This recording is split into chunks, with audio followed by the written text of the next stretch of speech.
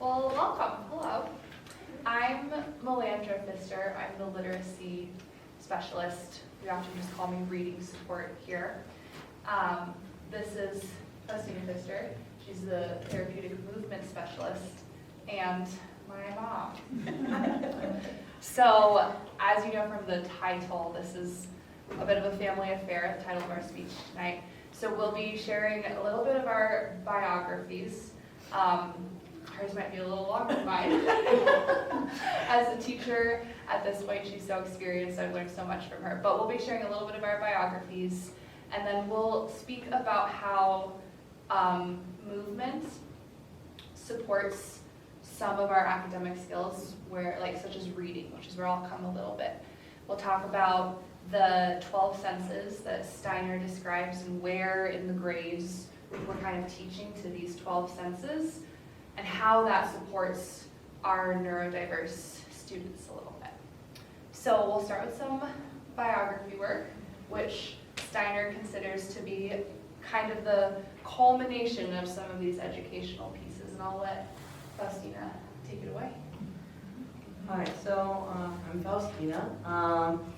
I actually encountered Waldorf for the first time when I was 6 years old, and I went to a kindergarten. And it was actually the first time that I ever felt seen. I had childhood epilepsy, and I had to go around wearing, yes, a crash helmet. So you can imagine my first couple of years in the regular kindergarten was not the friendliest experience. Not by the teachers, because they always panicked, and not by the students. So when I went to the Waldorf School in Princeton for the kindergarten year, that was the first time that I really felt, seen and accepted. And I have fond memories of sitting on the teacher's lap while she played the piano and we sang, of bread baking and painting. So that's what I took away. And then we moved to Europe, and I went into French education system, which is extremely academic and rigid, and the complete opposite of what I had just experienced in kindergarten before I left the US. And I remember for most of my childhood having this longing to, be in a school that had gave me the same feeling of warmth and belonging that the Waldorf School gave me. Now, I didn't know that it was a Waldorf school until I became an adult when I had my firstborn, Milandra. And I remembered that school so fondly that I asked my aunt, by then both my parents were dead, so I couldn't go to them, what school did I go to when we were living in New Jersey? And she said, Waldorf. There are many, there are several of them in Colorado. You should check it out. Which is how she got enrolled in Mrs. Blanning's class. And through Mrs. Blanning and then Lori Clark, the interest in me was stirred to teach in the Waldorf way. When I was in college, I wanted to be a teacher, and I actually went to a public school and observed and worked at the community nursery there, and did not like it. Really did not like it. It was, in some ways, punitive, shaming, rigid. It was not at all what I would want to do as a teacher. So I dropped that idea until she was born, and then I found Waldorf. So that's how that comes back to that. And I spent a lot of time volunteering in the kindergarten class when she was there. And then I started working in another kindergarten class with Lori Clark. And then Lori suggested after 2 years that I should get my grades certificate, that I would be better suited as a grades teacher, which she's right, because I'm very intellectual. So that was a much better fit. So, I get my training, I come here, and one of the things that I noticed with my first class, who I took from first grade through 8th grade, is that the children who really struggled in learning or remembering or producing work all had one thing in common. They all had difficulties with certain aspects of movement, which later I found out is called reflex integration. They had these early movement patterns residual early movement patterns that they hadn't integrated and were interfering with ease of movement and also with their thinking, because they were compensating so much just to attend and be in the classroom and try to do work. And so once I noticed that it was a breakdown in movement, well, I'm a self-learner. I started taking workshops, I started picking up books, and then I started bringing more movement into the classroom. So pretty much for every 15 minutes to 20 minutes of sit-down work, we would have 3 to 5 minutes of movement, which does not include my morning circle, right, throughout the day. And I quickly noticed that for several of the students, there was more engagement, and they just seemed more comfortable, not just in learning, but also in playing outside and engaging in social relationships, which before they were avoiding because there was so much fear associated with moving. So they were the ones who would sit on a rock and watch everybody else. Does that make sense? And so when you're sitting on a rock watching everybody else, or reading or drawing, and you're not engaging with your peers, then you start to isolate a little bit. Because the peers, they'll come and ask you to play, but if you say, no, are you running? No, I don't want to play a running game, right? If you're always avoiding movement, then by 3rd grade, you know, your social pool has gotten very small, and you're playing more with the children who are just playing imaginary games. Within middle school, you see those same children, they're playing Pokemon cards, Magic Gathering cards, you know, D&D games, right? And they're still not moving, right? And then and that continues for the rest of their life. So that is where my interest in movement began. Now, in Waldorf, we do a lot of moving throughout the day. In fact, you really can't think without moving. You can't feel emotion without motion. There's a reason why the word motion is in emotion. Your emotions will be externalized through some kind of movement, whether it's facial movement, you know, raising eyebrow, or through your hands, or, you know, flushing of the skin. In some way, there will be movement where your emotions are expressed. So movement is how we are designed as human beings to interact with our environment. And it begins in utero. The first sense that we develop in utero is the vestibular system, which is actually 2 senses put together, the balance system and proprioception. In the Waldorf movement, Rudolf Steiner called proprioception self-movement. He didn't have the word proprioception or interoception, which now we have in our mainstream language. But back then it didn't exist. So he called it self-movement. And that tells you 2 things. Where you are in relation to the world around you, so you can move, and how much effort you need to put out into the world to make something happen. So, you know, it's push, pull, right? You're working against gravity. You've all seen people lift something that they thought was really heavy, and instead it was very light, and they're like, you know, they get almost overset, right? They put too much effort in the pickup, and it affected their sense of balance. Because proprioception and balance are linked, and together they're the vestibular system. And proprioception informs our sense of balance as to where we are in space.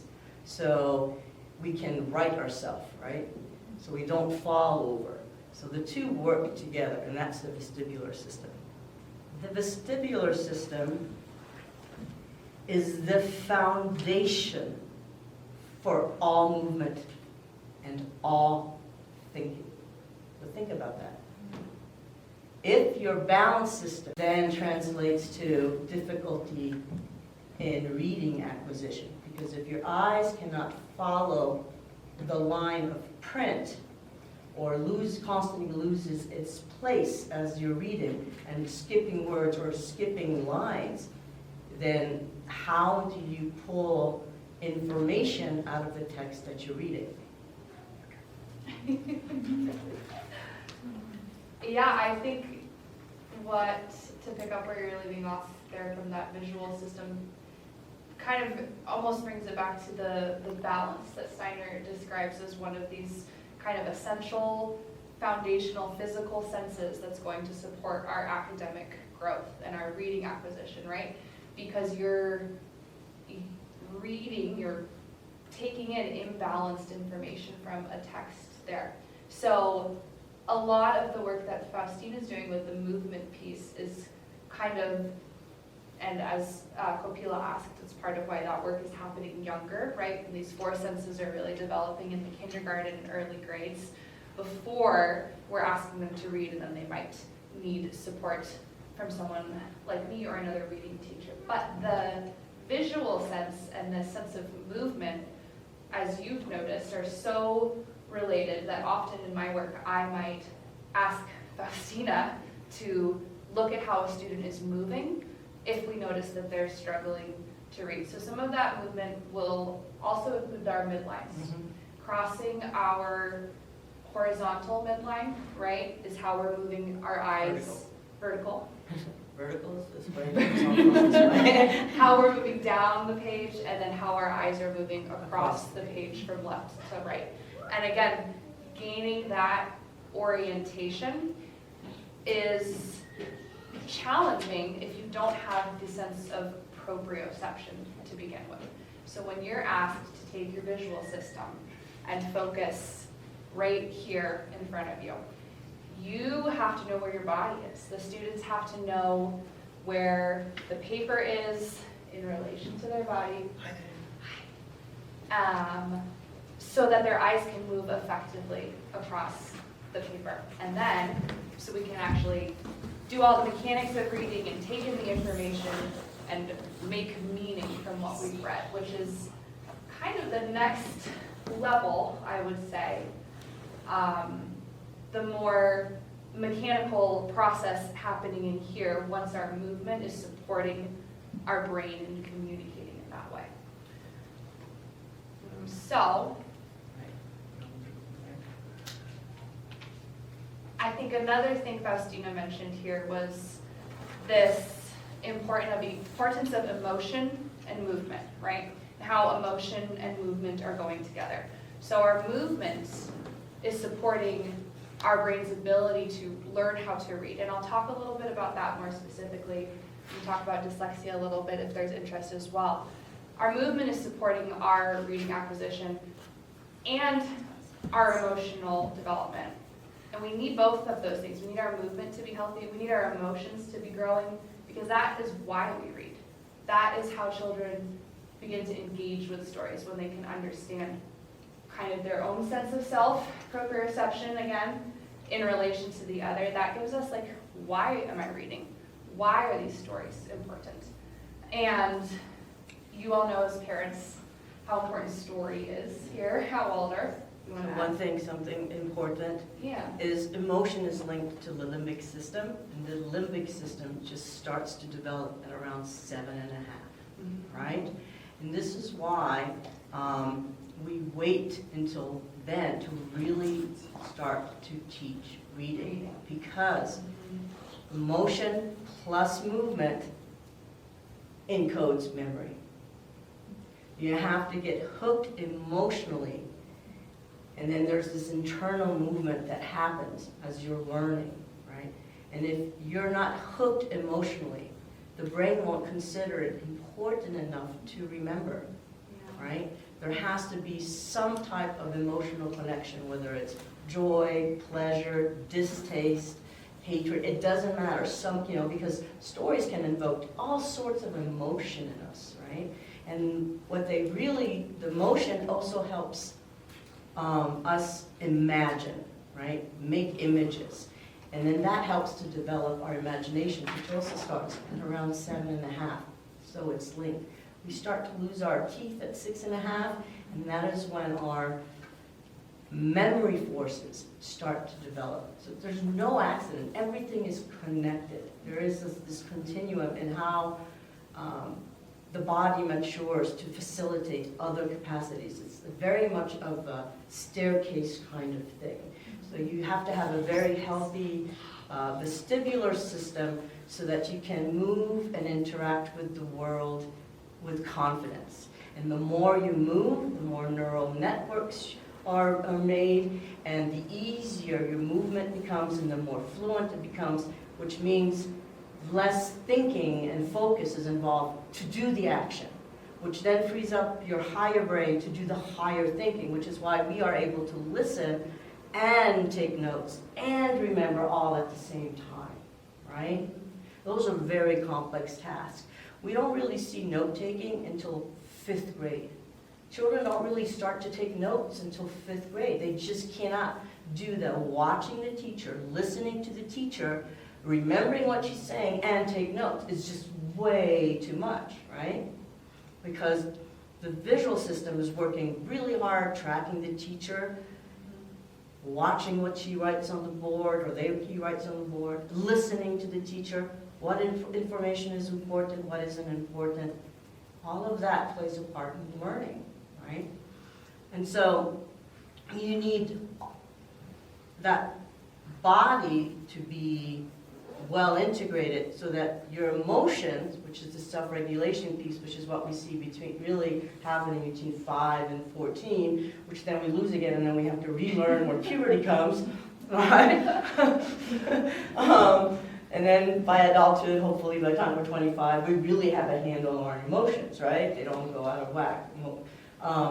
So we go through these different stages of learning, and once we have the bodies integrated and our emotions are integrated, then that facilitates higher thinking, right?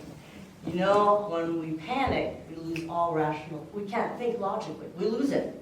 We just react, we go right back to our reptilian brain and we're just reactive, right? And so we have to learn to take control of our body, take control of our emotions, so then we can take control of our thinking. And the thinking happens more in high school. 1st through 8th grade, we really work on hooking the emotion. So this is why we do things like storytelling, singing, speech exercises, drama. Drama is one of the best ways to feel and work through emotions that might be unfamiliar to you, and even more important, to be able to step into somebody else's shoes so that you can understand what they're feeling, which then helps you in the social realm. Does that make sense? It's so complicated.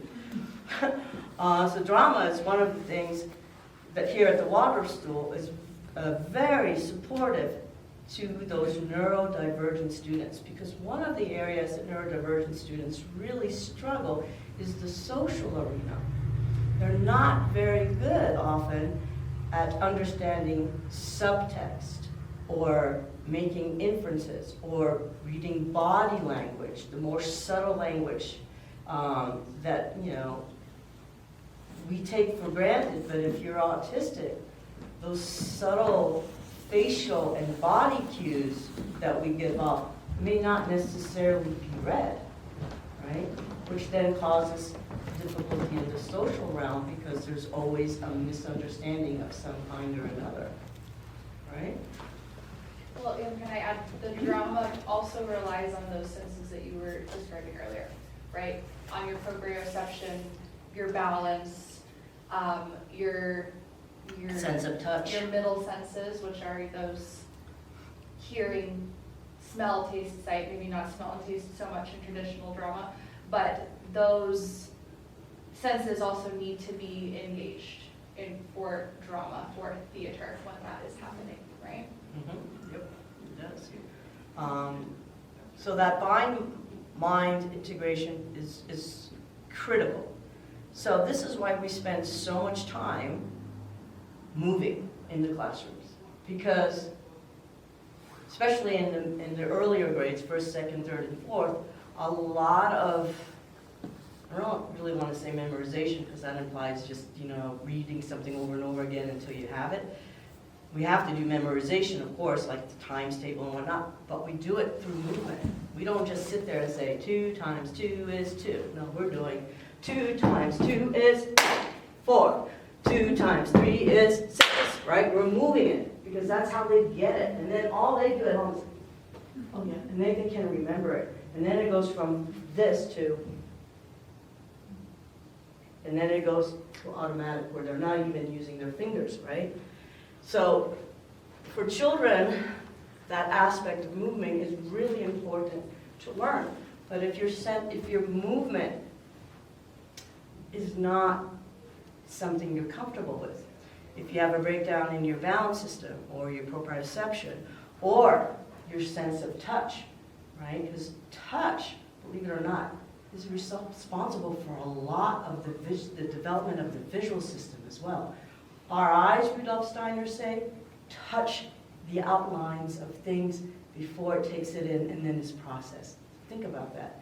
Your eyes are actually touching a surface. They're moving over the surface of what you're looking at, and then they process that information. So what you're moving, your eyes are doing the movement.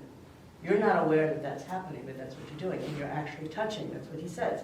So touch is very critical, believe it or not, to the visual system as well. So those children who are either hypersensitive or hypo, which means you need to give them a lot of pressure so they can feel something, will have difficulties with reading as well, right? And so those foundational senses, which we really work with in the kindergarten, are really critical. And then on those 4 senses, you have the middle senses, which are, in a way, how you relate to the world, right? Smell, taste, vision, those are outward. Touch is more internal. You, this is me. Oh, and that's you. Oh, and, right? It gives you information about the outside world, but also your inner world. And so, movement informs almost everything we do, and a lot of movement is unconscious. We're not even aware that we're doing it. Okay? So imagine if you don't move at all because you're terrified of moving. Yeah? Imagine how that feels. Oh, I really want to go play tag, but I know I'm just going to trip over my feet. So I'm just going to sit here and watch. Or, oh, they're having so much fun on the monkey bars. I know I'm only going to be able to do one and I'm just going to fall down. I'm not even going to bother. Now, how sad that is, right? And then that translates into the classroom as well, because you get the same disengagement, right? Because a lot of what we do in the classroom requires that we move.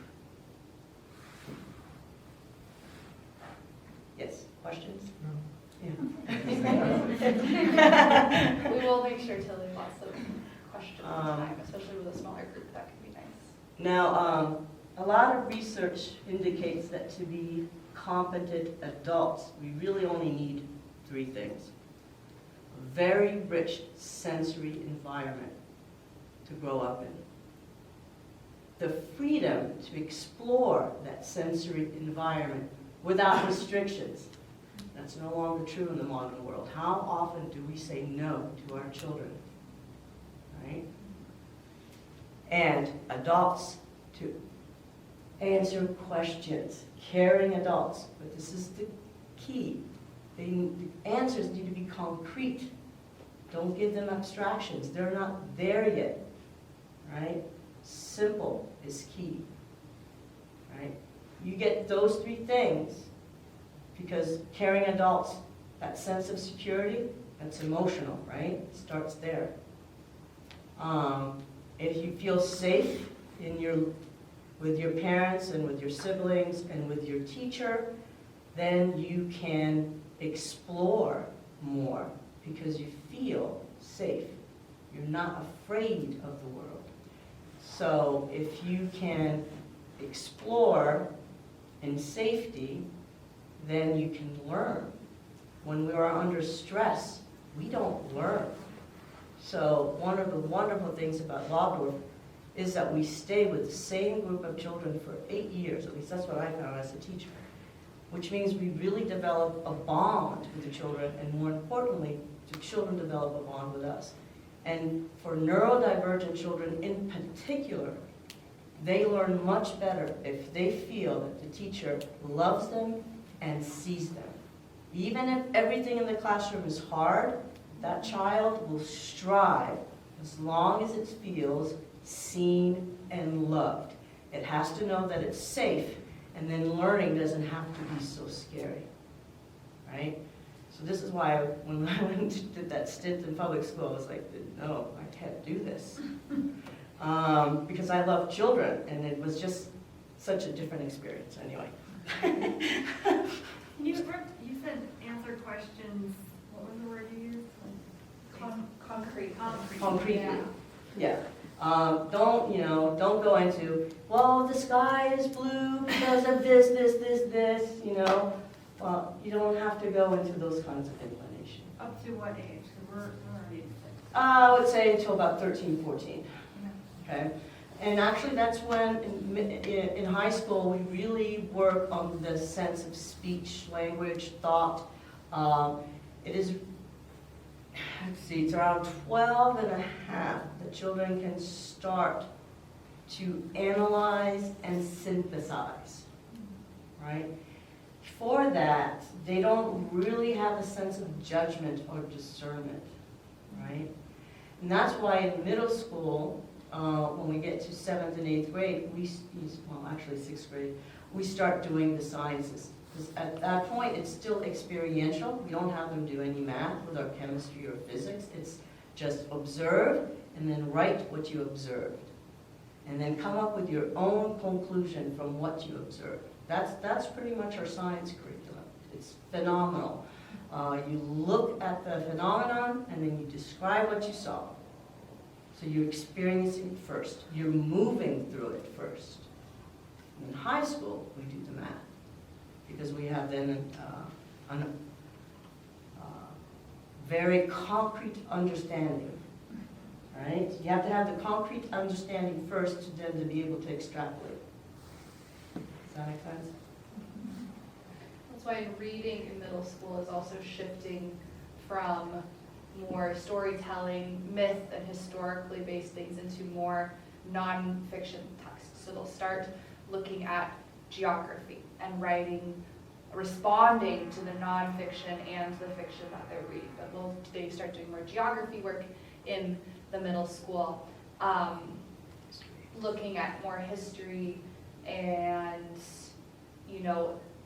foods, looking at culture through foods in our Spanish program, for example.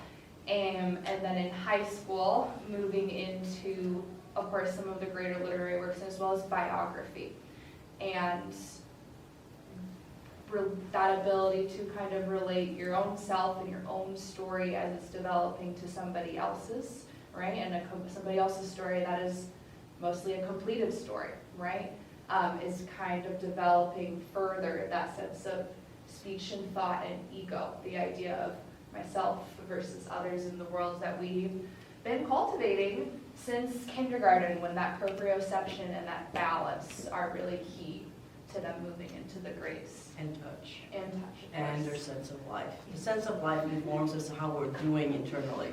I'm hungry, I'm thirsty, I feel yucky, I feel great, right?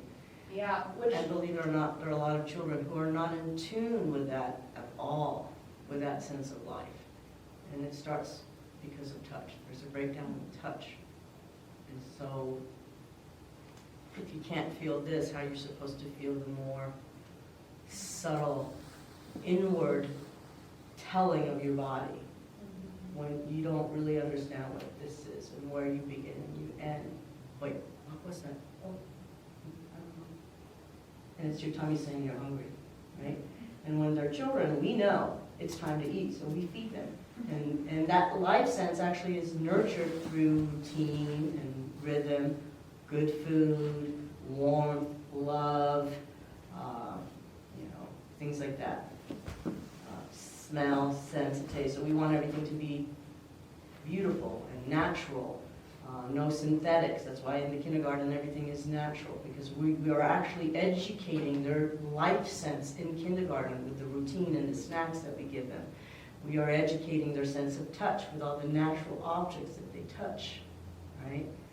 We are working on their sense of movement with all the circle games we do, and going outside in nature and letting them climb trees and roll down the grass and get muddy in the sandbox and go sledding and get wet, right? All of that is educating those 4 lower senses that are so critical to knowing who and where you are in the environment and making you feel safe within that environment.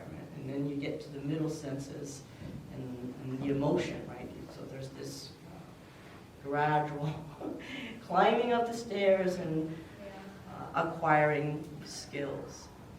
Yeah. I lost my train of thought there. You know so much, I imagine it's hard to know where to focus, Mom.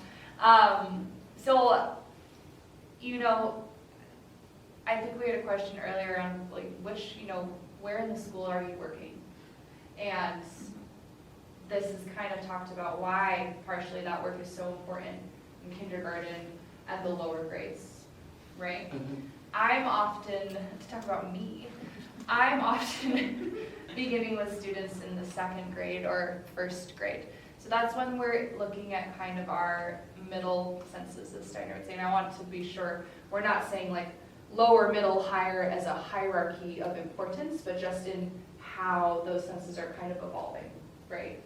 It's also how we interact. 4 lower senses are more physical senses. Bodily. And the middle senses are more external senses, so interacting with the outer world. Does that make sense? You can't avoid smells. They come to you. That's outer world meeting inner world, right? Taste. You put something in your mouth. That's outer world meeting inner world. Does that make sense? So Steiner calls those the soul senses versus the physical senses. And then the higher senses are coming back to that internal space, so, right? Which is more inward. Inward. So I'm often beginning to work with students and support them in their reading when we're in that kind of middle sense place. So that's when we're looking at warmth and smell and taste and sight. So I have the opportunity to really draw on those senses and hope that by cultivating those senses in their reading can help them feel more confident and gain some more skills with their reading. So, for example, when we're looking at sight in our reading, we've talked about, of course, how important that is for navigating a page of text, taking in the written code, making meaning of it. But it also means that I can use and work with the students around color, just as Faustina is working through painting and color to kind of orient them. I can support them with using color and choice to help their reading. So we can take really simple tools like highlighters, crayons, and we can choose a color to represent something as we're reading and writing. In warmth, that is relationship. That's being in encouraging and warm space. That's what Steiner means by that, as much as like the physical warmth is the warmth that's between you and the other, like Faustina said, because these senses are so much about what we're doing with information from the inside world and how we're like taking it in and making meaning of it a little bit. So that would be more the middle grades. That's what, 1st through 8th? Yeah. Yeah, that's that 7 to 14. And then in middle school, we are starting to work with some of these higher, like laying the foundation for some of these higher senses, so that in our high school, when they're really working with those more through their academics, they have had a little exposure. So one of the ideas is we want to kind of expose them and bring information to the students, and then we might just let it sit and digest and not expect mastery of a concept or mastery of content. But to bring something a little earlier, I remember in 7th grade doing some biography work. I'm a graduate of this school. Didn't say that at the beginning. But I remember doing some biography work in the 7th grade and not really feeling that I could connect to it very much. Like, that's just some guy, or that's just some woman. I don't feel connection to it. And then a year and a half later, being asked to study a biography of a revolutionary figure in the 8th grade, and being so excited to take that up and like, wow, I get to look at somebody else's life and choose something that interests me. And I thought that's a great example of where we can, again, in the middle school, start to bring some of these pieces down, just plant a seed, and then even a year or 2 years later, the students are pretty ready to water those plants.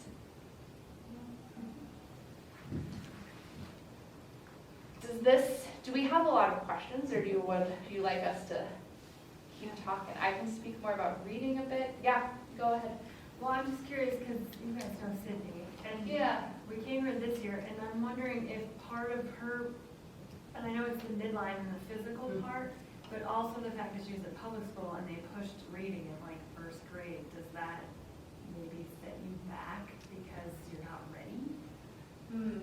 I wouldn't say it sets you back, but she might not have a good relationship to reading. Yeah. Yeah, and that would be part of that emotional Right. engagement. Right, yeah. Okay, because she wasn't ready for it, and initially it was a struggle. And, you know, which human being in this room enjoys struggle for the sake of struggle? Right. We slog through it because we have to, but if we could avoid it, we would avoid it. Well, children are really good at avoiding things they don't like, right?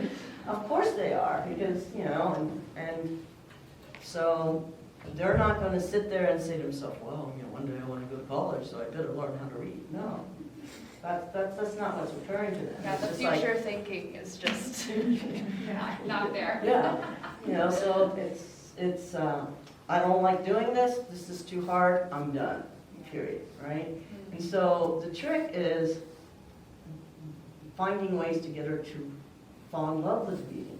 Yeah. Right. And that's what she does. She's so good with them. She finds ways of really engaging them emotionally so that they learn to appreciate reading. And a lot of that is also finding the right book for that child to read at the right time, right? My brother, he didn't read till he was 12, okay? And my parents tried everything and anything, and he's also ADHD. And it wasn't until, well, in the French system, there are a lot of graphic novels, historical graphic novels, specifically designed for students. You know, this was 20, 30 years ago.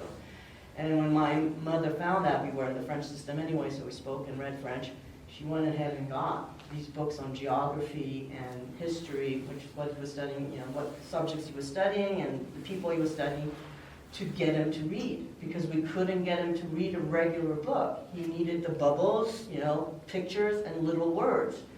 But the French designed it in such a way that the content, you know, was there, the historical content that he needed to learn. And it was through that that he started to read, right? But my mom also made him walk and read, okay? Because my brother could not, well, he still can't, sit still, right? And so when you're asking an ADHD child to sit still, you are torturing them. They're not hearing one word you're saying. All they're thinking is like, I really gotta move, I can't move, I really gotta move, but I can't move, I really gotta move, but I can't move, I really gotta move, but I can't move. When are we gonna be done? When is recess? When is recess? Oh my God, oh my God, oh my God. Interrupt you as you're speaking and say, when are we done? Yeah. Right? Yeah. But if you allow them to get up and move, all of a sudden, you have their attention. But you have to teach them not to do it in a disruptive way, because other children need to be able to learn too, right? But if you allowed him to move, that he could produce anything. Because he had to move so much that as long as he moved, he could get things done, right? So for those children, we really try to accommodate them with, stools, that wobble stools that move a little bit, or one-legged stools. We no longer use balls because they're too distracting, but we used to once upon a time. We give them lots of movement breaks. We start the day with movement. That's how important movement is. Before we've even entered the classroom, they've done movement outside, right? Not just recess. We do circle time outside. They run around the track, depending on the age that they're in. Middle school plays spaceball, or they go for a walk, right? In 5th grade, I would often take my class for a walk to look at plants and flowers because we were studying botany. We were studying geology. Well, let's see what kind of rocks we could find in 6th grade on our walk, because that's how you experience the world, through exploration and moving. So, babies move, and they go from this to belly, to back, to belly, to back, to up, then walk, and then they talk. Movement precedes speech, and speech precedes thought. Yeah? So if you have a breakdown in your movement, you're going to have a breakdown in your speech often, and you're going to have a breakdown in your thinking later, right? Those are the children that don't acquire a lot of vocabulary. They avoid reading, right? Yeah. So we got to get them engaged. Well, and I want to say as well that for my kind of specialty being in supporting students with dyslexia is that, you should go first. Go, finish your thought. Okay, thank you. I saw you saw me, so finish your thought. Thank you. With all of this in mind, of course, movement is still going to be really supportive, and it's still something that we're incorporating into our reading instruction. However, some of these things some of the reading pieces may continue to be challenging, right? So the movement is supporting this, but the way that dyslexia is so fascinating, there's so much about it we still don't know and are learning, but the way that is manifested in our brain and in our learning is kind of existing separately from this developmental piece that we're describing. And of course, this developmental piece, these senses are supporting a student who is dyslexic. But some of these neurodiversities, including, dysgraphia, dyscalculia, differences in receptive and expressive language, we may have like a neurobiological differences in our brain, right? So physical differences in our brain being the biological piece of that, different amounts of gray and white matter, different ways that our brain is moving information along neural pathways being the neurological side of that. So we can have neurobiological differences in our brains when we are neurodiverse. And even within one diagnosis or within one neurodiversity, there's a spectrum of what that difference could look like, right?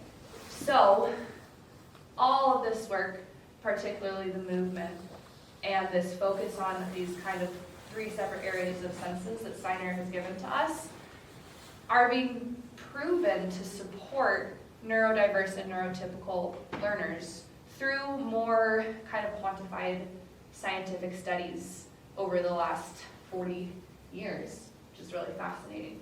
But I think I also want us to recognize that for some children, they might need even more. And that's partially where Faustina and I and the rest of our student support team are coming in and trying to give even more, right? More specific exercises, more support, and then of course everything that they're doing in the classroom, which you as a former class teacher, you speak to so beautifully, is also already giving them some support. sorry, going back to your question or your comment about like to be a successful adult and like have a concrete kind of response or answer, how do you suggest responding to things that are not easy to answer? Like, why did that person lie? Or like any questions about death? Like, right? Like, how do you, rather than going into it, but also for the sake of not being entirely truthful and it being a very complex response, Right. and they're not there yet, how do you support them in that age group to give them that seed that you've kind of like talked about in other aspects, Yeah. to plant them when they are ready? Right. Well, as a parent, I remember with my girls, you know, they would often come back to the same question at different ages, right? I remember when you actually, you were like 4.5. 4.5. And you found a dead bird. That was the first time we talked about it. You probably don't even remember this. You know, dead bird, we were on a walk and there was a dead bird. And, you know, of course she took a stick and we poked it. And I just let her and I told her, please don't touch it with your fingers. And then, you know, she realized, this is a bird. And yes, it's a bird. And she looked at the tree and looked at the bird. Did it fall out of the tree? I said, well, I don't know, possible. You know, it could have fallen out of the tree. It could have been sick. And, you know, we just had a little quick conversation. And she was like, so the bird's dead? I said, yeah, the bird's dead. That happens. Death happens. Just kept it at that. That's when she was 4.5. Right? We go later and we lose a cat. By then, you know, she was... Do you remember? Yes. All right? So the conversation got a little deeper. Sometimes people get sick. Sometimes the heart stops. You know, things happen. Everybody dies. It's just a normal thing about life. Again, keep it simple to her age. All right? And you just, it evolves. Keep building. Right. And it's the same when they get to be, you know, in 5th grade and we start having the sexual questions. You keep it simple, and then they might come back to you in 8th grade, and as their body is maturing even more, and have other questions for you, and then you keep it more appropriate, right? You just keep it at the age level they are at. Don't give them too much information, because too much information can be scary as well. Oh, that's way more than I needed to know. I mean, we've experienced that when we watch the news. Oh, I did not need to know that. They give us too much information. Too much information is not always good. Right. So with kids, just keep it simple. Some of the questions that our 3-year-old has already asked is like, will you die? Because our dog passed away last Right. year. And it's like, will you die? Will I die? Well, do people die? Right? And it's like that kind of thought process of like, Then keep it simple. And just Yeah. say, everybody dies, but it won't happen for a very long, long, long time. You'll be very, very old when I die. And that satisfies them. Right? Something I, as a non-parent, that I find helpful too, because when I work one-on-one or in small groups with students, they do have questions for me, right? We have like a one-on-one rapport, and especially with the littles, this is more for me, 1st, 2nd, maybe not 3rd grade, or 3 years old, excuse me. But as much as I can, kind of connecting my answers to something observable or something in nature and something in the seasons. So, she said, do people die? Will I die? Kind of connecting that to, you can find a way to talk about, in winter, we see that the plants die and they will come back. Not everything will come back, but finding a way to kind of connect it to something that they they've know. experienced or observed That's has been concrete. really helpful for me in some of those conversations. I guess that is. That's the concrete. That's the what I mean. concrete. That's what I mean about Right. the concrete. To stay away from the abstraction. Yeah. 'Cause the abstraction can be very scary for some children because they can't grasp it. So then it becomes this big nebulous thing, which gives them anxiety. mm-hmm, And they don't know how to formulate a question to clarify the answer that you gave them. mm-hmm. So it just sits with them and it's just like, whoa, okay, right? And it's just a very uncomfortable place for some children. Especially when those conversations happen at night, right before bed, and they're They just like always sitting do. with the question, or like, Yeah, you know? they've probably been mulling over it all day, and you're the safe person to ask, right? So they've been thinking about it, they probably even talked about it with their peers, but didn't get an answer that satisfied them. Didn't know if they should ask the teacher, so it's waiting for you when they get home and they're in bed and they're comfortable and relaxed, right? And that's an important thing though, that standard calls like the daily review that we see young children starting to engage in, is that like reviewing of the days that's actually supporting their memory processes that she was speaking to earlier. So it is right where they should be. And you want to go backwards. So not from the beginning of the day, but from what they just did and go backwards. Oh, if you're doing it with a child, right? Yes. Yeah, you can also support them with some of that, And then you can those preview the questions, next day. yeah. And that usually helps them too. Because some children have anxiety about the next day, so they can't go to sleep because they have all this anxiety about the next day. So if you give them a little preview, then they know, oh, okay, I can rest easy. All right, so tomorrow is a school day. Tomorrow is bread day. Yay, I love bread day. Yeah. And then they know what's happening, and then they can drift off to sleep thinking about how the bread smells yummy, and they're going to eat it tomorrow, and, you know.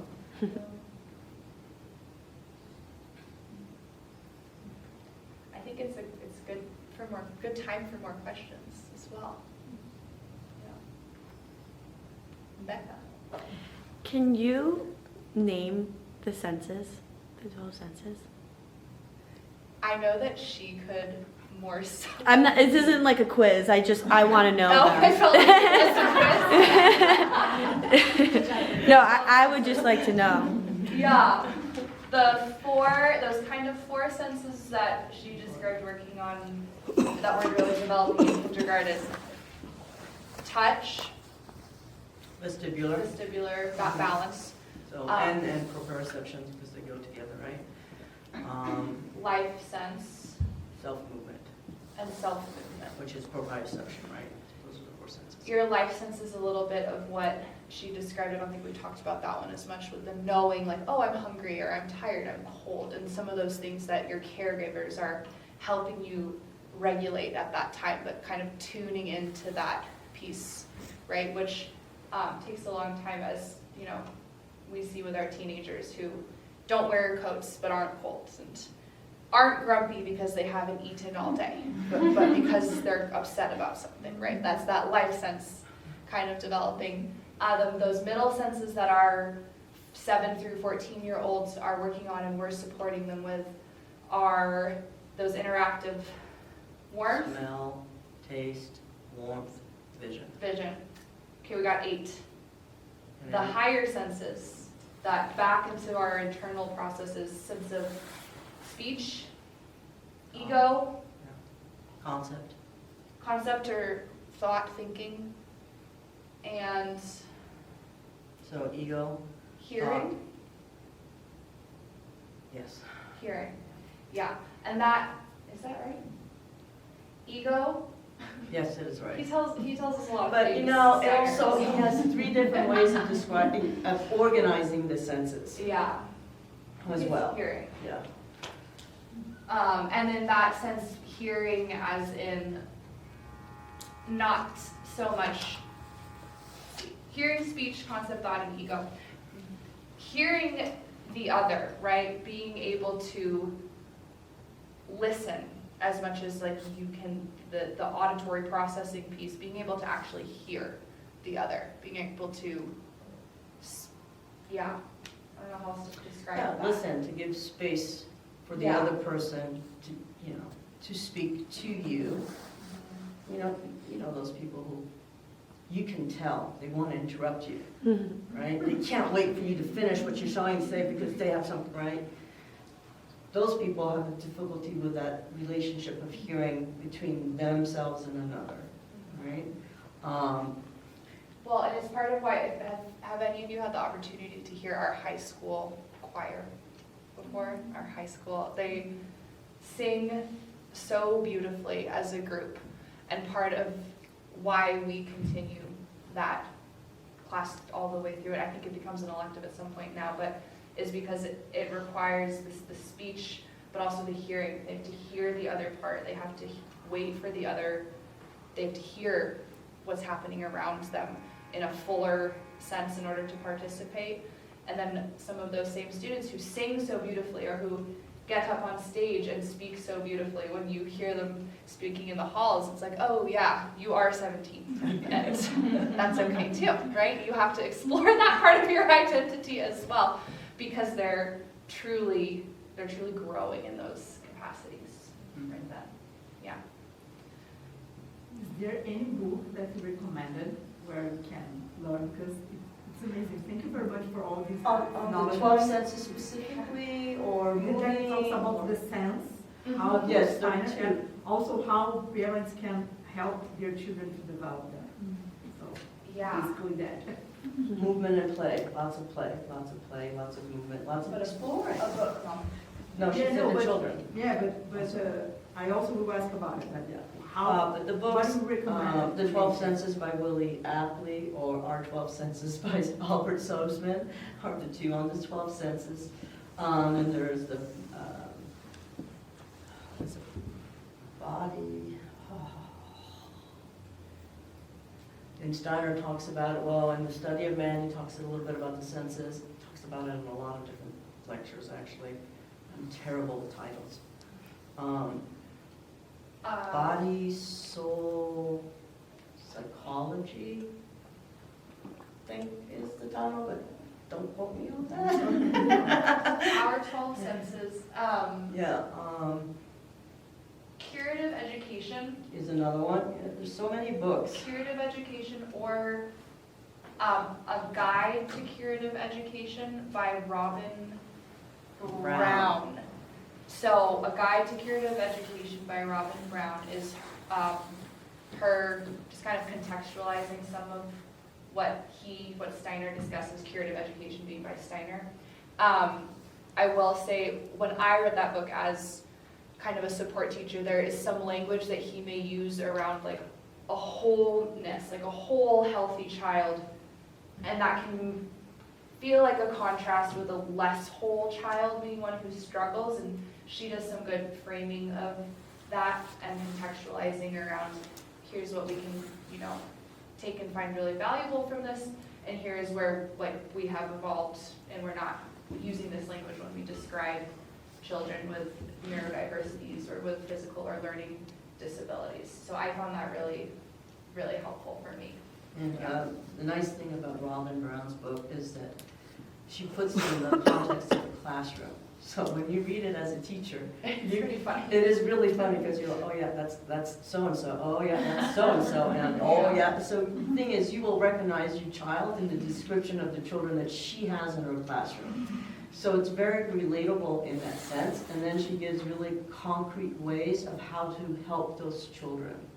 Right, so recognizing this child may need more warmth, like a hot water bottle at night, making sure they have their shirt tucked in an extra layer. That's going to help that sense of touch and warmth that they may need in order to engage a little bit more. Yeah, so really pretty simple kind of supports for some of those things we talked about today. And how would you recommend it to do as a mother to help my child to develop the body system, because she's 6 years old, right? Lots of walking, hiking, tumbling, really unrestricted play. Just take her to different environments and just let her explore it, and don't worry. Yes, they're going to fall down and have scraped knees, and that's okay. Yes, they're going to get muddy, and that's okay. Yes, they're going to get wet, and that's okay, right? There's a lot of stuff at home in the kitchen. The kitchen is smorgasbord, literally, of sense of experience. Have them play with your spices, smell all the different spices, bake with them, have them help you cook, where they're chopping and they're touching vegetables and smelling the different fruits and vegetables. You can make puddings and have them, there's just so many different ways in the kitchen, even just playing with pots and pans and making noise. That's a sense, oh, I'm making music. You see 18 months old, they're, when they start to crawl and they're figuring out how to open it, they're all in there, and they're all pulling all the pots and pans out and they're making noises. Well, you pull those out for 6-year-olds, they'll probably make noise too with it, right? You're just giving them opportunities to really explore the environment. And, if you're worried about them getting hurt, proof it a little bit. Make sure there are no sharp angles that they might land on. But other than that, just, really outside. My kids spend a lot of time outside. For 6-year-olds too, maybe like jumping off of things is great, like that impacting tells them where their body is. Barefoot time, and if that's challenging, like if the touch of the grass doesn't feel good, it probably means it's extra good for them, even if they don't like it. But I think barefoot time is so supportive because it's the touch, the proprioception. Your sense of balance is different when you're not wearing shoes, right? So that's a lot of those right there. She knows much more, but I But really just letting them, it's really just let them explore their environment. And I mean, we've all seen children, they go to a playground, they get that big tire swing and they just go, don't work on the vestibular system. And they go the other way, they're working on the vestibular system. Or kids that you see, oh, hill, great. And they go up to the top of the hill and roll, roll, roll, and climb back up and roll, roll, roll. Vestibular system again, right? There are many ways of working these different aspects of our body, right? And anytime we move, we are engaging our vestibular system. You cannot move without the vestibular system being engaged, right? So, Question. I was just going to add swimming. yes. Oh yes, there you go. And also, what you just said, that comes from, what is the person's name? Piaget? Piaget? Yeah, he's the one that talks about kids learn by engaging their environment. Yeah. Yeah. And that is part of the ISR swim curriculum. No, I'm serious. That's what they say. And that's why when you take your kids to these like big corporate swim schools and you don't see any results, it's because the instructor is just supporting them the whole time. They're not getting to engage in the environment. Yeah, and struggle a little. And they do that on purpose too. And that's the thing we have to recognize. Yeah. Struggling a little bit is part of the learning process, right? And we as adults, we need to be able to tell that to children. Because often children get the impressions that adults learn something the first time they try it. So I always tell my students, no, sweetie, I'm learning Tai Chi and you would not believe how hard it is. I keep going back to the same form and I'm still not doing it right. Yeah, so adults have to work at it too. Nothing comes easy when it comes to learning. You have to struggle. It's part of the joy. And then you get it and you're like, yes, right? But if you don't have a little bit of that struggle, then where does the joy and sense of accomplishment come in? And children need to feel that sense of accomplishment through struggle, right? Because then they'll persevere. If they never feel a sense of accomplishment, they give up. What's the point, right? Another question.